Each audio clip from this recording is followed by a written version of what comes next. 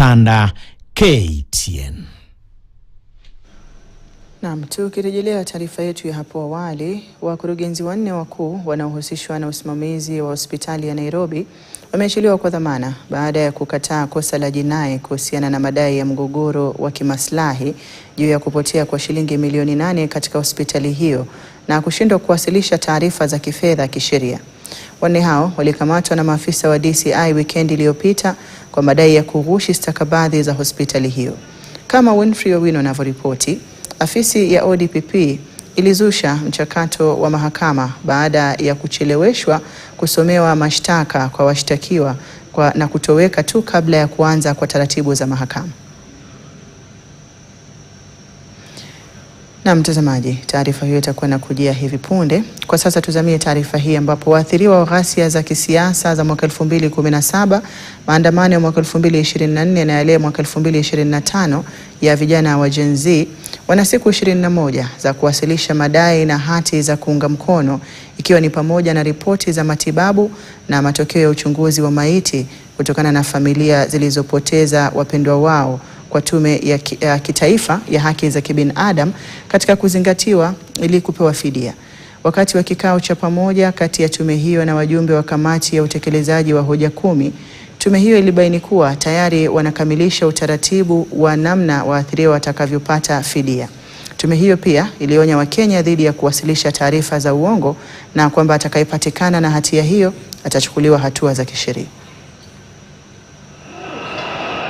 Inakadiriwa kuwa karibu watu 50 walipoteza maisha huku mamia wakijeruhiwa kufuatia ghasia za baada ya uchaguzi wa mwaka 2017, huku watu 60, wengi wakiwa ni vijana, waliuawa wakati ya maandamano ya Gen Z mwaka 2024 na mwaka 2025 walipokuwa wakikabiliana na polisi katika mapigano, kulingana na ripoti ya Tume ya Kitaifa ya Haki za Kibinadamu.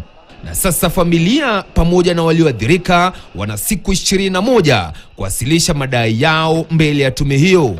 We want to verify the information so that when we give out the number, it is of victims who have been verified through the various mechanisms. One of the things we've also put in place is an appeals process. For those who will bring their information and we feel they do not meet the threshold, they have an opportunity to appeal.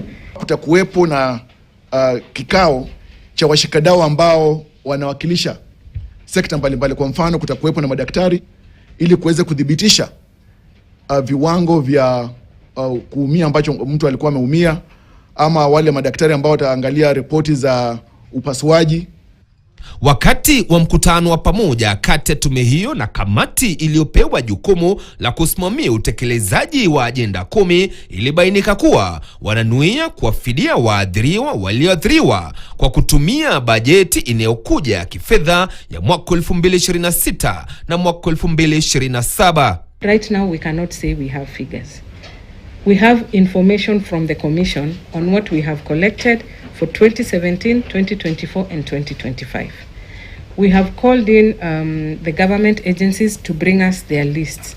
Once we consolidate this, we will have a list from government agencies, which does not need verification because it's already been verified. We would like to request Kenyans that as you are keen on collective war on corruption and leadership and integrity, cases of fraudulent claims for compensation actually should not arise, because the issue of leadership and integrity is not a question of government agencies alone or duty bearers, even citizens. Mipango ya hapo awali ya kutumia jopo la wataalam maalum lililoteuliwa na Rais Ruto lilisitishwa na Mahakama Kuu mnamo Disemba mwaka 2025, ambayo iliamua kuwa jopo hilo halina mamlaka ya kikatiba na kuelekeza jukumu la kulipa fidia kwa tume hiyo ya KNHCR. We are looking at reparations holistically. And one of the issues, components of reparations is also justice and accountability. And if you look at the Gazette notice, it also mentioned that the Commission should also make recommendations for those cases that should go through prosecutions.